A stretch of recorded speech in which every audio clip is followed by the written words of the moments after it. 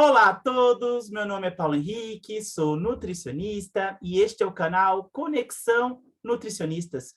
O intuito do canal é conectar os nutricionistas das mais diferentes áreas da nutrição através de entrevistas com renomados nutricionistas da área.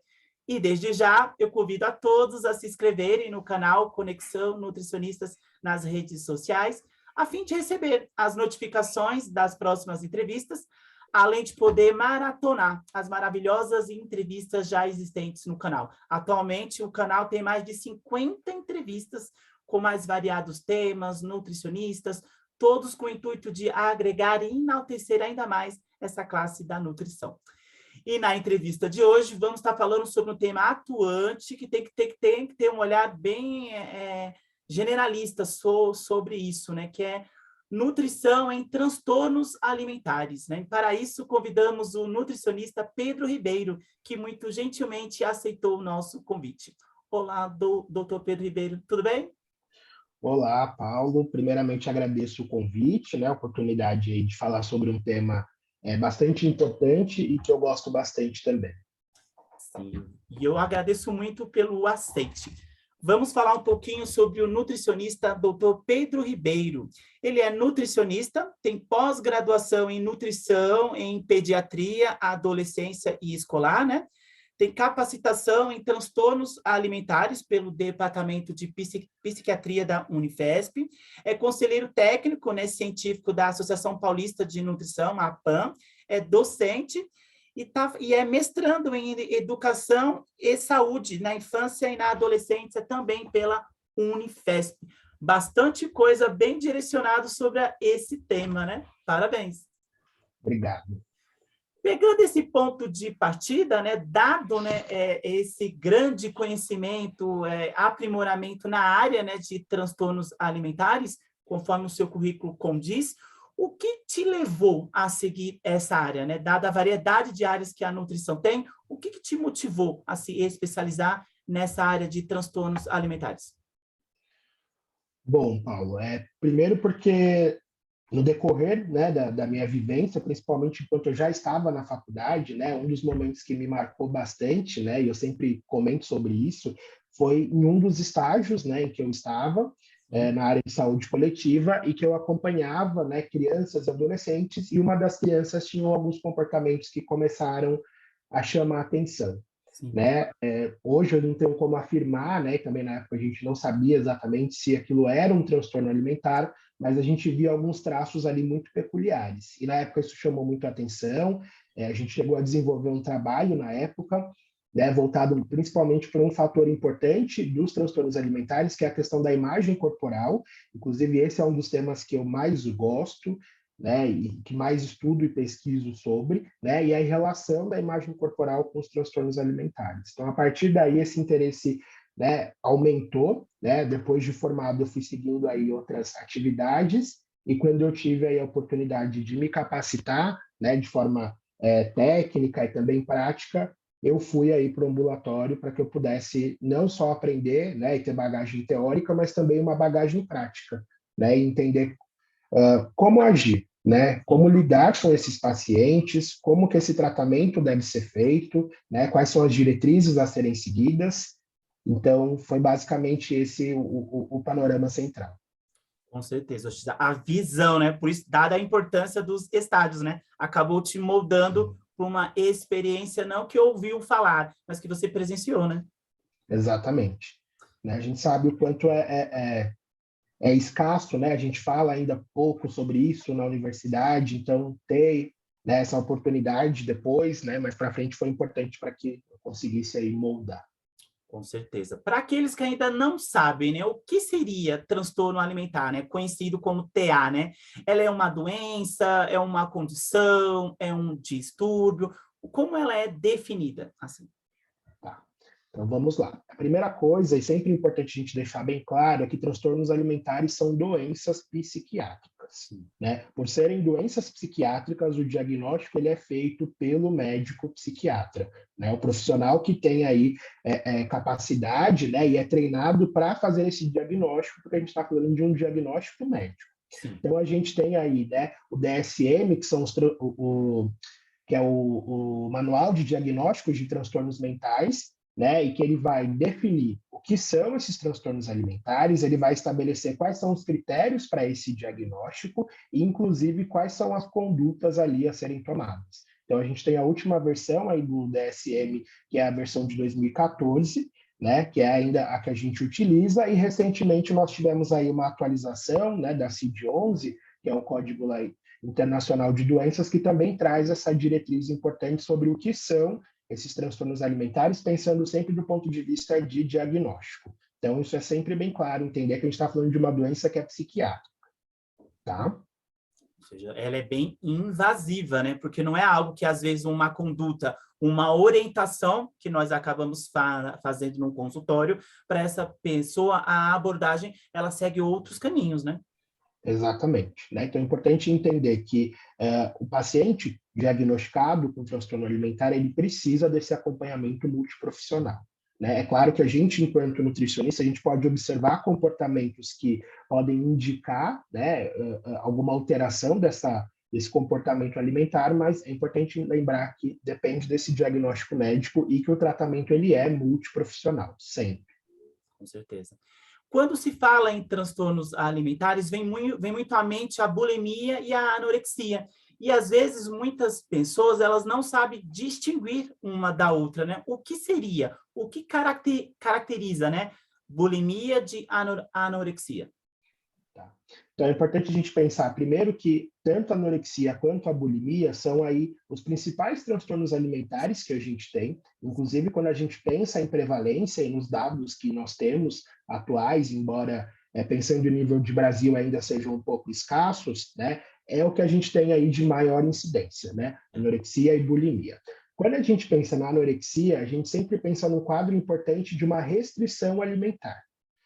Né? Então, esse paciente, ele realiza uma restrição alimentar muito severa, né? E que ela não começa severa da noite para o dia. Então, às vezes as pessoas têm essa falsa ideia de que a pessoa simplesmente para de comer, e não é isso, tá? Um paciente com anorexia nervosa não necessariamente ele para por completo de comer, mas ele vai limitando essa alimentação, e muitas vezes isso se dá aos poucos, né? Não é da noite para o dia. E dentro desse cenário de uma restrição alimentar muito grande, a gente vem seguido por outros comportamentos, né? Que vão moldando aí e que são característicos dentro da doença, né? Então, esse paciente normalmente é um indivíduo, né? Pensando na anorexia, muito perfeccionista, né? Existem traços muito característicos em relação à personalidade desse indivíduo, né? Normalmente são pessoas que não toleram ou têm uma baixa tolerância ao fracasso ou as coisas fugirem da linha, né, no entendimento de que elas têm o controle total de tudo, e inclusive, né, a gente pode pensar de uma forma simbólica que é a tentativa também do controle sobre o próprio corpo, né? Então, controlar o que vai comer de fato, inclusive controlar a fome, né? Então, eles exercem esse lugar de controle de uma forma muito intensa. Então, pensar que existe isso como pano de fundo, né, importante dentro desse cenário, e o entendimento de que, na grande maioria das vezes, isso não é uma regra, mas na grande maioria das vezes a gente tem uma perda de peso muito importante. Essa perda de peso não necessariamente vai fazer com que o indivíduo fique baixo peso, porque muitas vezes, né, as pessoas têm também uma ideia errônea de que todo paciente com anorexia vai ter o peso muito baixo. E não é exatamente isso, né? Às vezes esse peso não é tão baixo assim. Mas a perda de peso, quando a gente analisa a perda de peso nos últimos 3 meses, por exemplo, a gente observa que é uma perda de peso muito grande, né? E que isso foi moldado por comportamentos ali bastante inadequados. O que vai diferenciar, né, a anorexia da bulimia, pensando principalmente em sintomas, né? Primeiro que também as características dos pacientes elas são muito diferentes, né? Então, pacientes com bulimia nervosa normalmente são pacientes que tendem a ser mais impulsivos, né? São pacientes também que têm dificuldade em seguir regras, né? Eles têm dificuldade de tolerar também, né, momentos em que as coisas não vão tão bem assim, né? E eu costumo dizer que o paciente com bulimia nervosa, ele é o paciente do tudo ou nada. Então, ou ele faz, entre muitas aspas, né, tudo muito certinho na cabeça dele, ou ele faz tudo errado, na cabeça dele também. E aí, nesse momento do fazer tudo errado, é o momento em que abre espaço para um sintoma muito importante da bulimia nervosa, que é a compulsão alimentar, né? E aí acho muito importante a gente pontuar o que é a compulsão alimentar, porque, infelizmente, às vezes eu vejo algumas informações muito errôneas em relação ao que é compulsão alimentar, ou às vezes até as pessoas, por desconhecimento, falam, eu comi um chocolate, né? Eu tive uma compulsão. Não é bem assim. Né? Quando a gente pensa na definição de compulsão alimentar, a gente está falando sobre a ingestão de uma determinada quantidade de alimento muito maior do que outro indivíduo comeria numa situação semelhante à sua. Então, vamos pensar num exemplo. Se eu estou lá, sei lá, num rodízio de pizza, então eu estou num ambiente que é favorável ao comer mais. É comum que as pessoas vão comer um pouco a mais. Com certeza. Né? Agora, isso é um cenário. Outra coisa é, eu vou para casa ou estou em casa, né? Naquele mesmo cenário, por exemplo, vamos pensar que eu comeria ali um sanduíche, né? Um lanche, e uma pessoa comeria ali um lanche e alguma outra coisa, e nesse mesmo período de tempo eu comi 3 lanches, eu comi, sei lá, uma porção maior de batata frita, e sempre, né, uma característica muito importante da compulsão, além desse volume, é a sensação da perda de controle. Né? Então, o paciente, quando ele está, né, no momento de compulsão alimentar, ele está no momento em que ele tem sensação de perda de controle. Então, ele sente que ele já não tem mais controle sobre aquilo. Né? Como se ligasse ali, né, um piloto automático que vai, e ele nem percebe. Então, às vezes, a pessoa come muito num período de tempo muito curto. Né? Então, eu falo, às vezes, de comer, sei lá, caixas de bombom em 10 minutos. Né? E por aí vai. Então, o tempo é sempre muito curto para um volume de alimentação muito grande. E sempre seguido por uma sensação que é a culpa. Né? Então, o paciente, quando ele tem uma compulsão alimentar, depois desse episódio, isso é sempre seguido pela culpa. E aí, como cada indivíduo vai lidar com a culpa, também é muito característico do tipo de transtorno alimentar. Se esse indivíduo, né, no momento em que ele passa por esse episódio de compulsão alimentar, ele se sente frustrado, ele se sente culpado e ele usa métodos para compensar isso, que é o que acontece na bulimia. E aí, quando a gente pensa sobre métodos compensatórios, podem ser a prática de exercício exagerado. Então, a gente também pensa que então todo indivíduo que tem bulimia nervosa, ele vai provocar vômito, ele vai ter um vômito autoinduzido. Isso não é verdade. Né? Essa compensação ela pode se dar de outras formas. Pode ser, sim, a partir de um vômito autoinduzido, pode ser a partir da prática de exercícios extenuantes, numa quantidade muito grande para compensar esse excesso que houve ali, assim também como a utilização de medicamentos de forma inadequada, como diuréticos, laxantes. Tá? Então, nem todo paciente com bulimia vai ter um quadro de vômito autoinduzido. Então, isso vai diferenciar basicamente. Né? Existe a compulsão e depois dessa compulsão ele faz algo para tentar compensar. Né? A gente chama isso de método compensatório. Então ele usa algum método compensatório para poder, entre aspas, se livrar daquilo que aconteceu ali. E aí a gente pode até fazer um gancho, Paulo, que é isso que vai diferenciar a bulimia nervosa do TCA, que é o transtorno da compulsão alimentar. Que antigamente a gente chamava de transtorno da compulsão alimentar periódica, né? A gente não fala mais assim, agora a gente só diz transtorno da compulsão alimentar.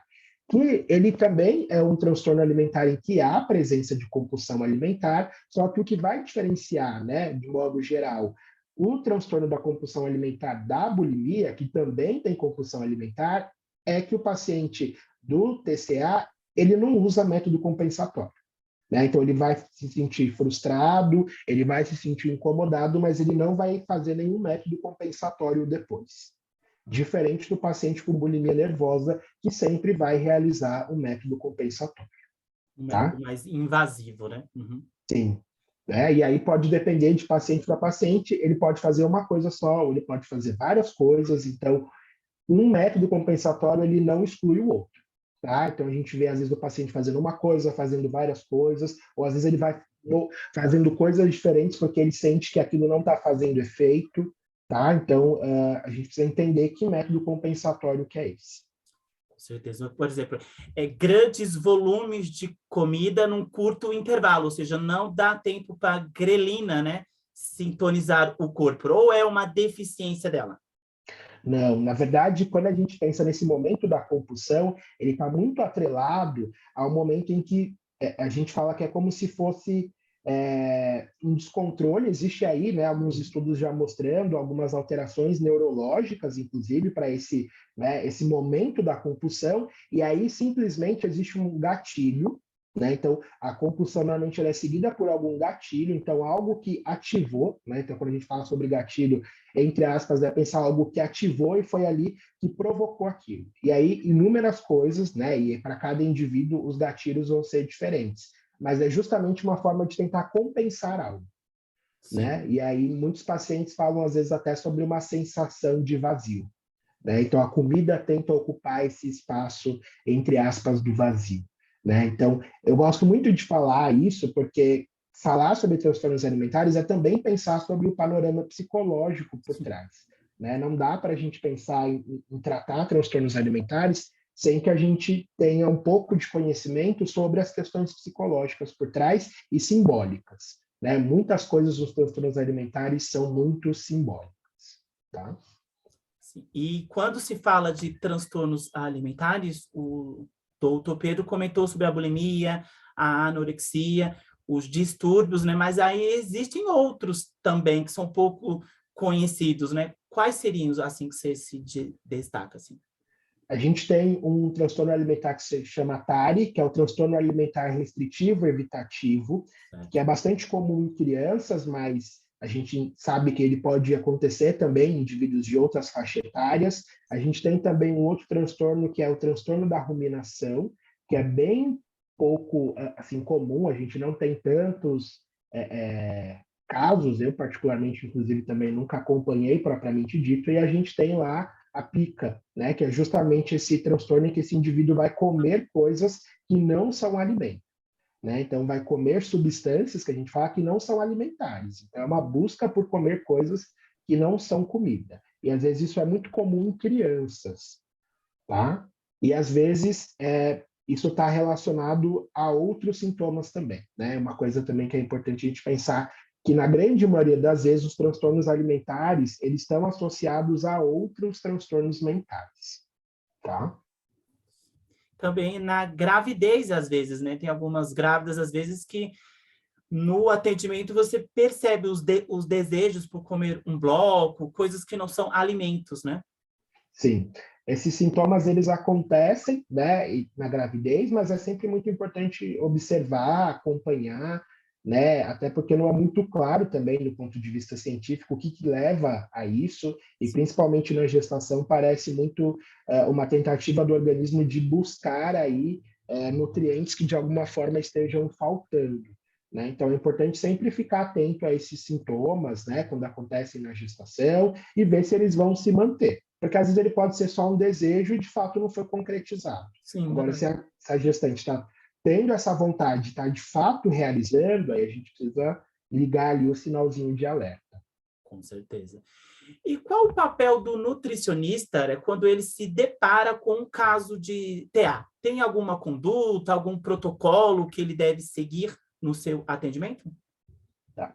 A primeira coisa, Paulo, e eu gosto sempre de deixar isso muito assim claro, né, quando eu vou falar sobre isso, quando eu vou ministrar cursos, que é a recomendação que nós temos de que o tratamento de transtornos alimentares ele deve ser feito por uma equipe multiprofissional e, acima de tudo, essa equipe precisa ser treinada e capacitada para lidar com pacientes com transtornos alimentares.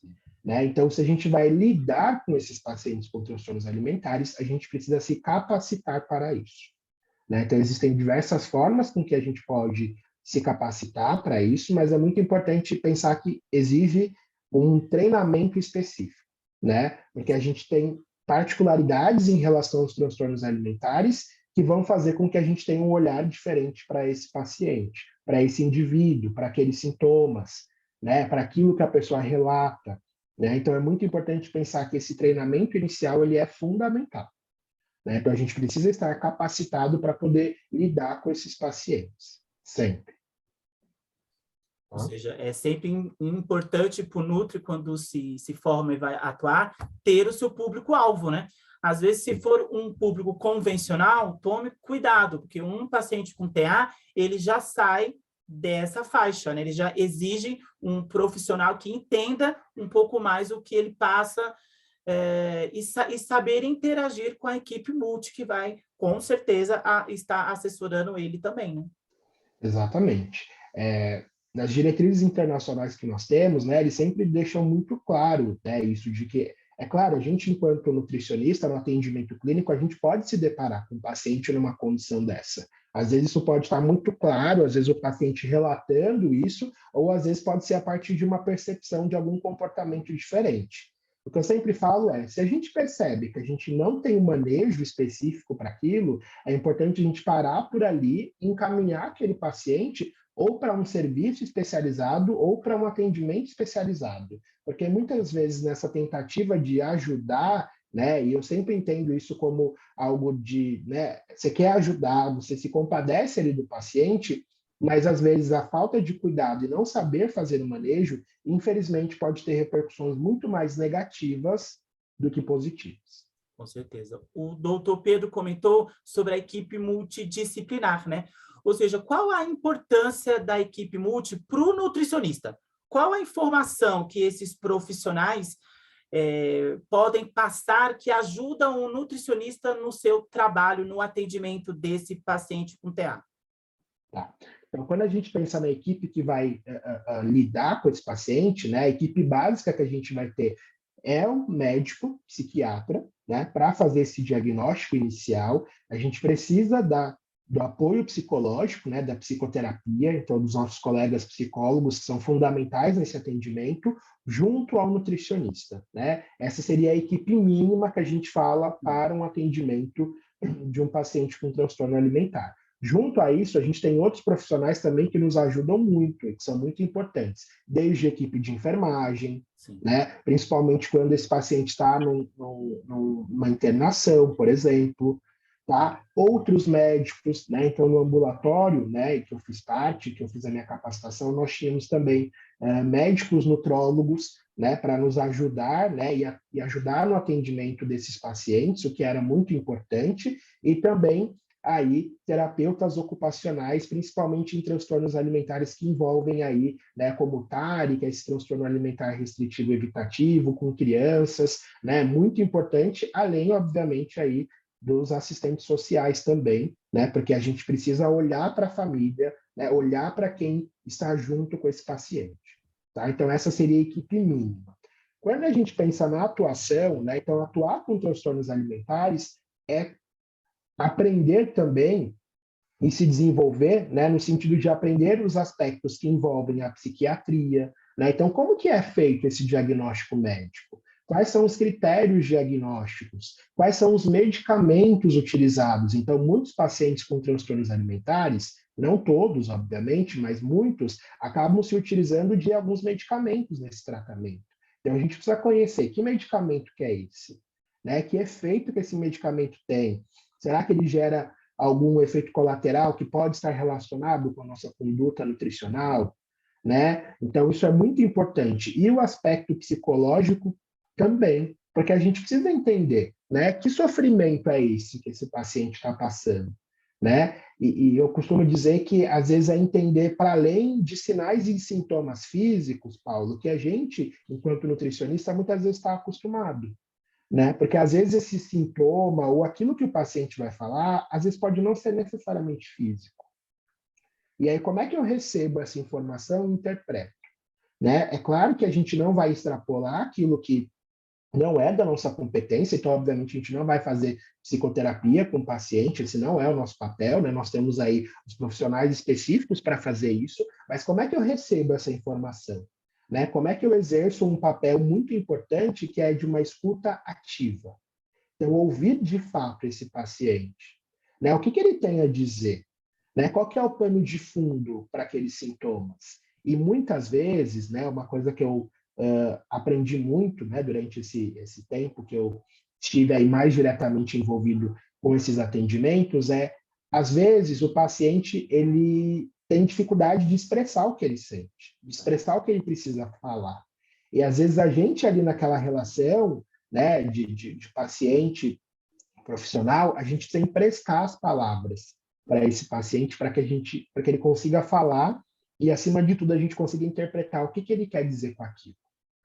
Né? E isso é um treinamento, é algo que a gente aprende nesse contato direto com o pessoal da psicologia. Né? Então, entendendo sobre a importância da formação de um vínculo terapêutico, né? Porque naquele momento a gente também se torna um terapeuta.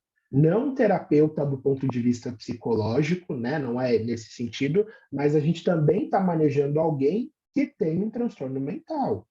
Né? Então, existem outros sinais e sintomas que estão para além daquilo que a gente está habituado. Né? Não é só a ingestão ou não, mas qual é o pano de fundo por trás. Então, estudar transtornos alimentares é também conhecer sobre esses pontos, é também conhecer sobre o aspecto da psiquiatria, é também conhecer sobre o aspecto da psicologia, esses dois, assim, pensando no mínimo. Né? E aí, dependendo da equipe que a gente faz parte, Paulo, a gente vai também se relacionando com outros conhecimentos, né? Então, o que a nutrologia tem a nos ajudar em relação a isso? Ou, às vezes, a endocrinologia, porque, às vezes, é um paciente que também tem diabetes, né? E aí existem outras questões associadas. Então, a presença dessa equipe multiprofissional e que ela se comunique, que ela se converse, é fundamental. Né? Não dá para a gente pensar nesse atendimento sem conhecer quem é o médico, sem conversar com esse médico, sem conversar sobre o caso. Então, isso nós fazíamos a todo momento. Né? Então, atender um paciente era discutir junto esse manejo. Né? Porque às vezes a gente vai ter uma dificuldade também. Então, como é que eu consigo aprender? Ou o que eu posso trocar com o meu colega que também está atendendo aquele paciente, que às vezes não é da mesma área que eu, mas ele tem uma outra visão que vai me agregar muito no meu atendimento. Né? Então, é ampliar esse olhar. Né? Eu acho que esse é o mais importante quando a gente pensa nesse atendimento. Com certeza. E também olhar o que cada profissional colocou no prontuário, né? O resumo, as informações que antes de você atender esse paciente presencialmente, você já o conhece pela junção de informações que os outros profissionais colocou. Uma coisa também, se um paciente ele não é satisfeito com o seu corpo, ele não gosta, o Nutri corta essa de vamos ver o seu peso, seu IMC, porque ele já está verbalizando com você que o peso é algo que mexe com ele, né? É ter esse olhar de... Não existe um protocolo de atendimento nutricional, a gente vai se adequando de acordo com a demanda com o paciente também, né?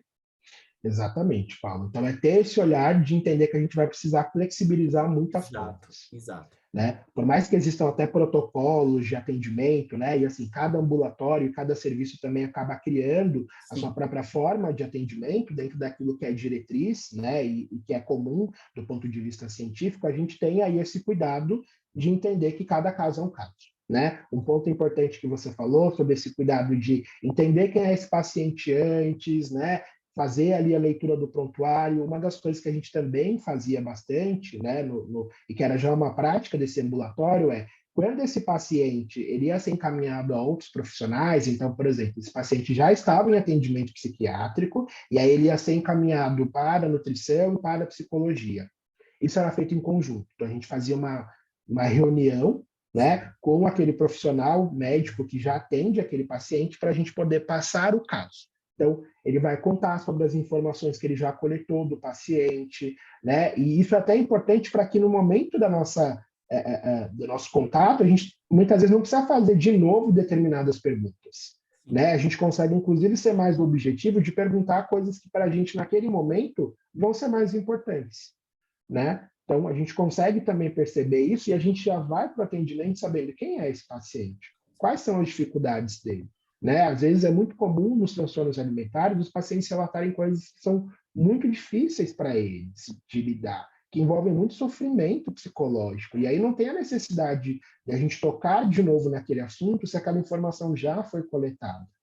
Né? Então, isso é muito importante, esse momento de passar o caso antes desse atendimento direto ali com o paciente, porque você vai para o atendimento já sabendo quem é esse paciente, né? Lógico, a gente vai fazer a leitura também do prontuário, ver as informações que estão ali, Mas, acima de tudo, a gente conseguiu ouvir de quem atendeu e já está acompanhando esse paciente, o que faz, assim, uma diferença muito grande, né? Porque a gente já se sente mais confortável de entender quem que é aquele indivíduo e como que a gente pode ajudá-lo naquele momento. Com certeza. E às vezes tem situações, né, que às vezes o paciente ele se encontra em alimentação sistêmica, né, que é o parenteral, né? É uma indicação de nutrição parenteral, alguns tipos de TA, né? Sim. Normalmente, né, assim, de modo geral, quando o paciente com transtorno alimentar apresenta um IMC abaixo aí de 15, 14, muitas vezes isso já é uma recomendação para que haja internação, né? E aí, nessa internação, muitas vezes, dependendo do quadro do paciente, pode ser necessária a utilização de uma terapia nutricional interal, por exemplo, né? E aí porque às vezes o risco ali de desnutrição já é muito grande e as complicações por trás já aumentaram muito, e existe um risco inclusive, de complicações maiores, e que às vezes precisa fazer o uso, né, seja de uma nutrição interal, se esse sistema, né, se esse trato gastrointestinal pode ser utilizado, ou se ele não pode ser utilizado, a via parenteral. Então, sempre pensando que isso vão ser em casos mais graves, mas que eles podem sim acontecer. Né? A diferença é que, nesse caso, o paciente ele já não vai estar mais em regime ambulatorial e ele já vai estar num regime de internação. Com certeza. E onde a mídia, a publicidade, né, exerce influência nessa crescente, né, de casos de ITA, né? Devido ao padrão do corpo, né, que foi estipulado por uma sociedade que não sabemos aonde, né, que acaba formalizando como que deve ser, né, o corpo, e não que sejam todos, mas alguns casos vêm em conivente nessa situação, né? Sim, muito, Paulo. Acho que talvez por isso que seja um dos fatores que sempre mais me chamou a atenção dentro dos transtornos alimentares, que é a questão da imagem corporal, né? Então, como estar insatisfeito com o próprio corpo é uma porta de entrada importante para comportamentos inadequados. Né? É claro que não significa que todo indivíduo que está insatisfeito com a sua imagem corporal, ele vai desenvolver transtorno alimentar. A gente está falando de uma doença psiquiátrica multifatorial. Né? Não é apenas um fator, e sim vários fatores juntos e combinados que vão desencadear. Então, não é só esse fator. Mas a gente sabe que a grande parte, né, dos pacientes com transtornos alimentares apresentam insatisfação com a imagem corporal ou alguma questão não muito bem resolvida em relação à imagem corporal. Né? Então, muitas vezes, essa busca por esse emagrecimento desenfreado vem desse lugar de buscar um corpo ideal, e aí esse corpo ideal ele tem muito a ver em como a mídia e como a gente é bombardeado dessas informações, dessa dita perfeição e desse padrão, que é um padrão que não se encaixa para a grande maioria das pessoas, né? E aí as pessoas ficam a custas de tudo para tentar se encaixar naquele corpo, tentar se encaixar naquele padrão. E quando elas vão fazer isso, elas acabam fazendo isso de forma completamente inadequada e muitas vezes oferecem até riscos para a saúde. Né? Então, quanto isso preocupa bastante, e aí eu abro um parênteses importante, Paulo, o que sempre me assusta mais, e as pesquisas, né, a informação científica tem mostrado isso para a gente, o quanto crianças e adolescentes estão cada vez mais insatisfeitos com o seu próprio corpo. Né? Então, como a mídia, o convívio social, a família interferem nisso, que a gente está tendo, inclusive, crianças com medo de engordar. Né? Isso não era para acontecer. Né? Nem criança, nem adolescente era para se preocupar com isso. E, pelo contrário, a gente vê isso crescendo cada vez mais. Né? E como a mídia bombardeando desse ideal de beleza, que ele não é ideal e que ele não funciona para a maioria das vezes, é um fator muito mais deletério do que ajuda. Né? Então, a gente vê cada vez mais isso acontecendo. Né? É importante lembrar também que os adolescentes são um público, né, um grupo de risco importante para o desenvolvimento de transtornos alimentares. Então, é um público que a gente precisa olhar com carinho, assim como nós, profissionais de nutrição, também somos grupos de risco para o desenvolvimento de transtornos alimentares. Né? Então, a gente precisa também olhar para tudo isso com bastante cuidado.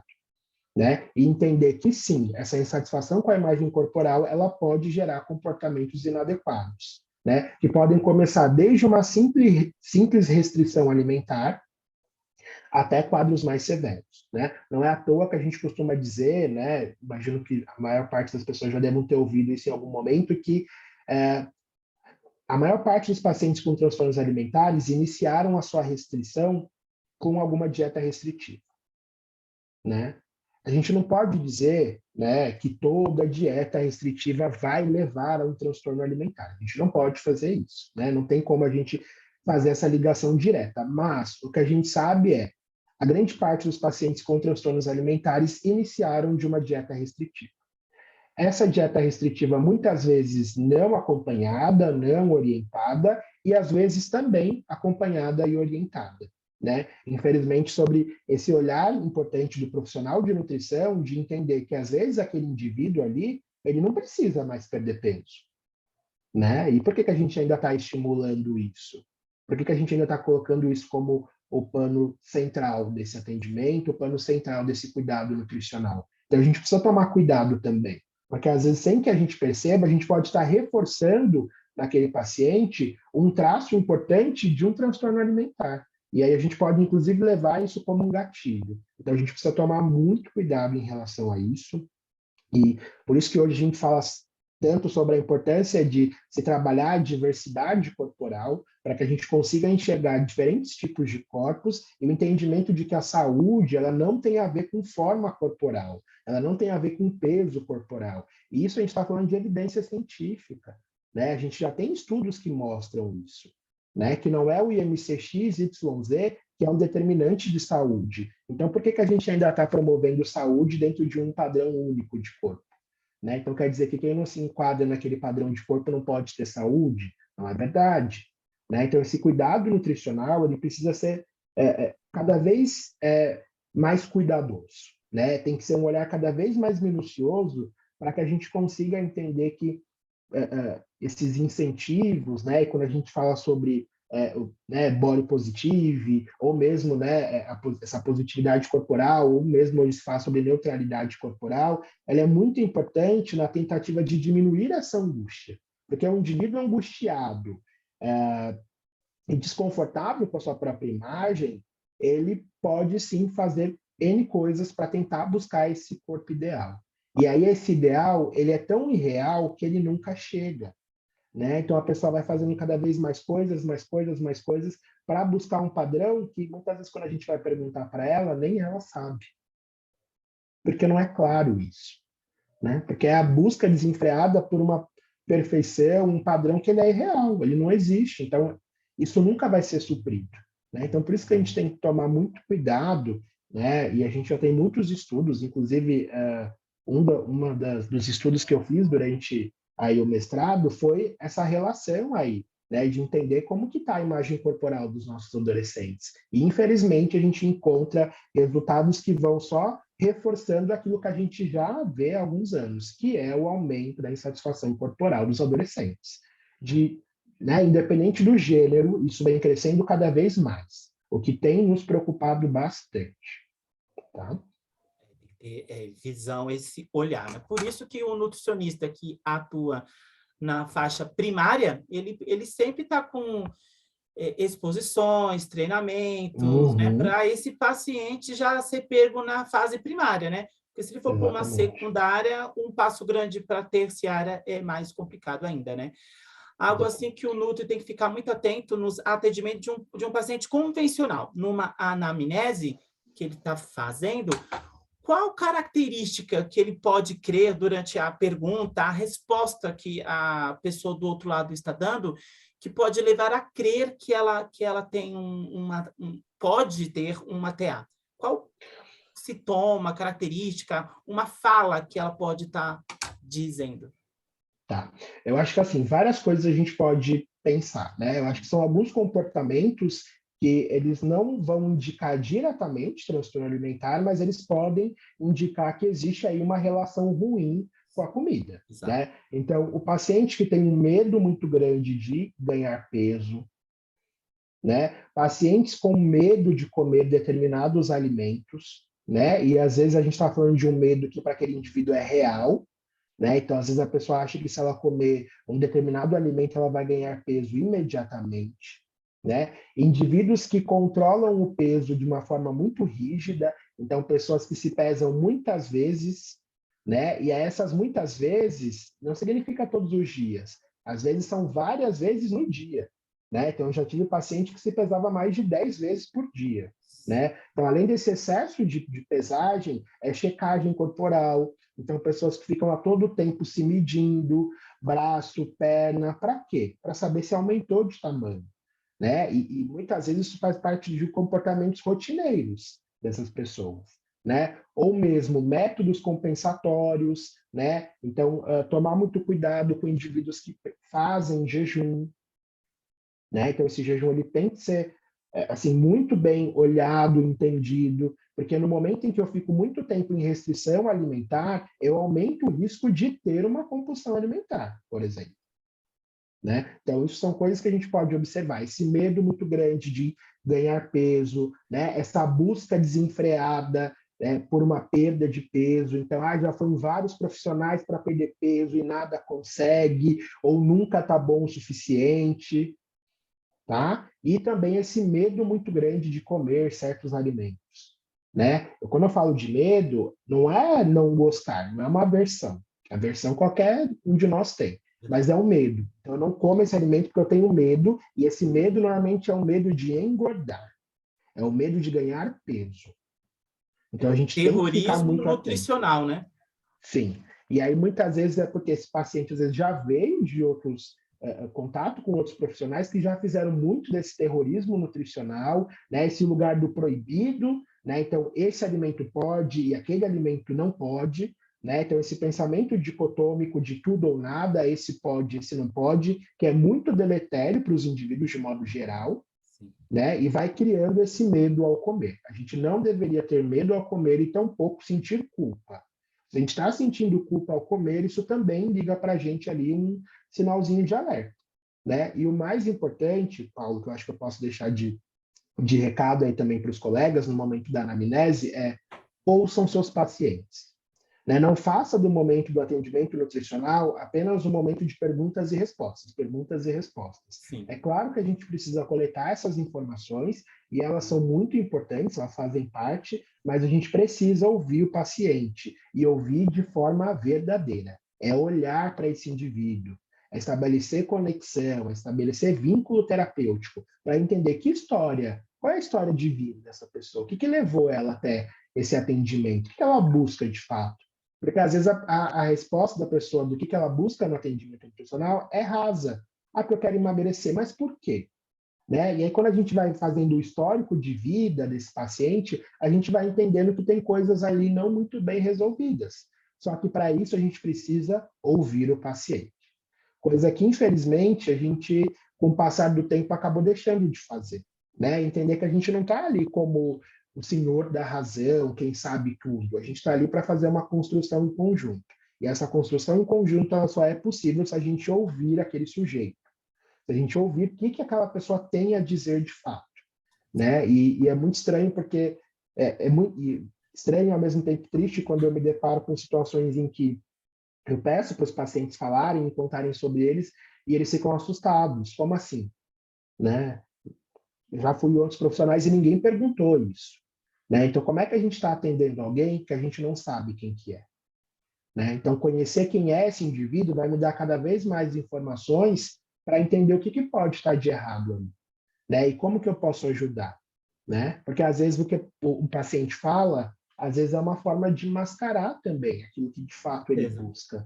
E nesse momento da coleta de história, a gente consegue entender que tem mais coisas nesse pano de fundo dessa história. Com certeza. A escuta, né? Ter sempre a Sim. escuta ativa e olhar aos sinais. Por isso, mais uma vez, frisando, ter conhecimento e estudo na área, né? Ou seja, Sim. não pode ser aquele atendo tudo. Não, você acaba deixando a desejar nos atendimentos, né? Você direcione, cria o seu nicho, né? De qual área que você vai estar seguindo, né? Por exemplo, Exatamente. nutricionalmente falando, o que o agravo, né, de uma TA pode acarretar no organismo? carência, deficiência de vitamina, de mineral, eletrolítico, ou seja, é invasivo algumas. O corpo ele acaba dando sinais de que não está legal. Para a área da nutrição, essa carência seria as maiores seriam voltadas a quais? Assim? Bom, Paulo, depende muito do transtorno alimentar, mas principalmente quando a gente tem aí a presença de uso de métodos compensatórios com medicamentos e vômitos autoinduzidos, é muito comum que tenha aí, por exemplo, desequilíbrio hidroeletrolítico, né? Então esse paciente fica aí com tudo desequilibrado, sódio, potássio, né? Então fica tudo aí com níveis bastante bagunçados. É muito comum também a gente observar, às vezes, anemia, né? Anemia ferropriva, principalmente, porque é muito comum que esses pacientes eles comecem a excluir alimentos, né, que sejam fontes de ferro da sua alimentação, principalmente de origem animal, o que acaba acarretando, né, algo bastante comum, que é a presença aí da deficiência de anemia ferropriva nesses pacientes.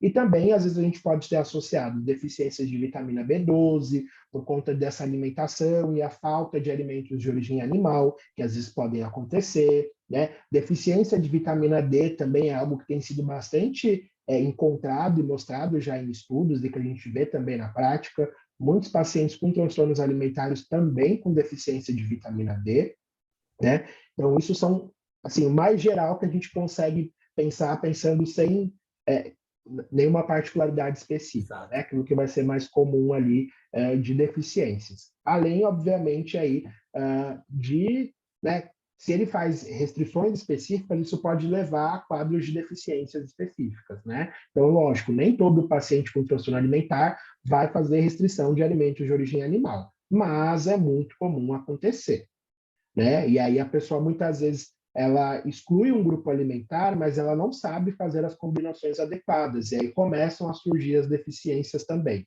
né? E aí às vezes é uma deficiência que não recupera, porque não está tratando de fato a causa real daquele problema. Com certeza. Na parte da dentição, tem alguma DTA que desfavorece ou não? O que acontece? Os pacientes que têm vômitos autoinduzidos, né, em virtude dessa prática, né, como volta parte aí do conteúdo gástrico, junto com isso o ácido clorídrico, é muito comum que haja erosão dentária, né, em alguns desses pacientes. Então, a gente pode ter aí a presença de erosão dentária, então esses pacientes começam aí, né, o dente começa a corroer, né, começa a ter realmente problemas aí dentários, em relação a isso por conta desse conteúdo gástrico que está sendo, né, tá voltando. E não como um refluxo, né, que é uma doença específica, mas aqui pensando de algo autoinduzido. Então a pessoa está induzindo isso. Tá? Então, às vezes, isso acontece também. E referente ao trato gastrointestinal, que é algo que vai ser muito invasivo para esse sistema, esses altos e baixos do volume de comida, né? Sim, é importante pensar, né, e é uma coisa que a gente tem que tomar muito cuidado, quando o paciente principalmente tem uma perda de peso muito grande, Paulo, essa recuperação de peso, ela não pode ser de uma forma descontrolada e sem acompanhamento, né, sem estratégia, porque senão o paciente pode sofrer do que a gente chama de síndrome de retroalimentação, né? Então, esses eletrólitos podem entrar na célula muito mais rápido do que deveriam, e isso gerar desconfortos e complicações mais sérias ainda. Então, até quando a gente pensa sobre o processo de recuperação de peso, ele tem que ser muito bem estruturado, porque isso pode sim gerar várias complicações, né? O esôfago, né, nesse processo também de vômito autoinduzido, ele acaba sofrendo muito, né, por conta dessa erosão causada aí também pelo conteúdo gástrico, pelo ácido clorídrico.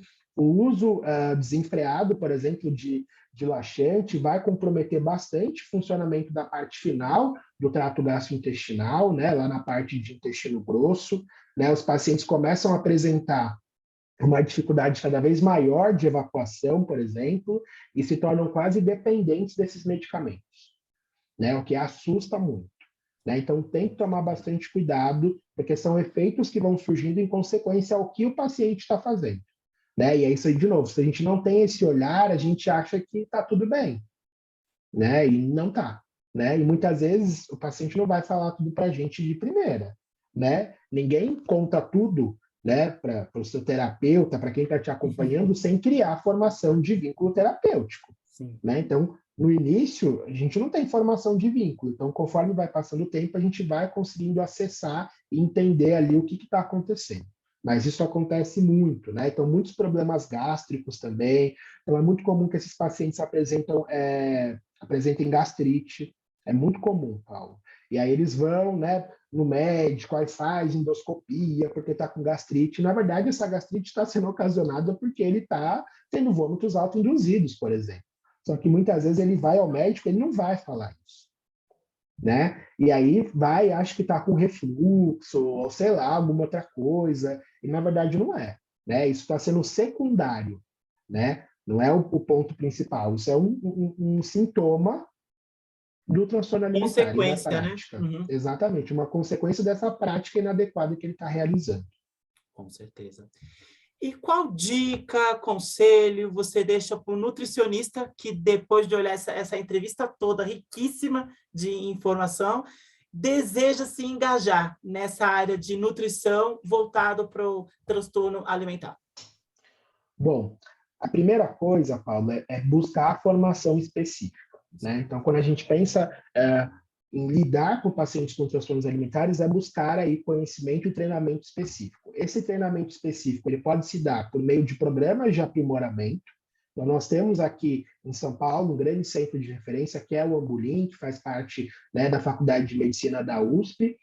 Então, a gente tem lá um programa de aprimoramento, né, para lidar com transtornos alimentares. A gente tem a Unifesp também, né, o PROATA, que é esse núcleo de atenção aos transtornos alimentares, que também oferece uma capacitação, ou seja, um treinamento para isso, né? Eu sei que existem também algumas pós-graduações que são teóricas e práticas também sobre esses aspectos de transtornos alimentares. Então, esse aperfeiçoamento ele é muito, muito importante. E uma outra coisa, assim, Paulo, que eu acho que é importante a gente deixar registrado a gente tem visto uma crescente importante do olhar do comportamento alimentar, e ele é muito importante, mas a gente não pode confundir as coisas.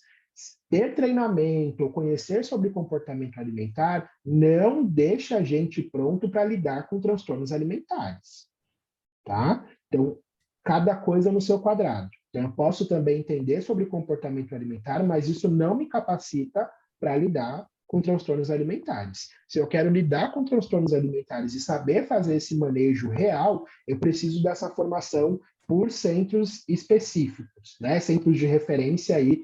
Eu falei desses dois que estão em São Paulo, mas eu sei que existem outros em outras regiões aí do Brasil, né, que oferecem supervisões, que oferecem aí treinamento para os profissionais. Então, buscar esse conhecimento específico ele é fundamental, porque Prática, né? Exatamente, porque a nossa graduação, né, ela é muito generalista, então a gente acaba vendo um pouquinho disso, mas a gente não tem domínio para fazer esse manejo. Então, essa busca por essa formação complementar, ela é fundamental.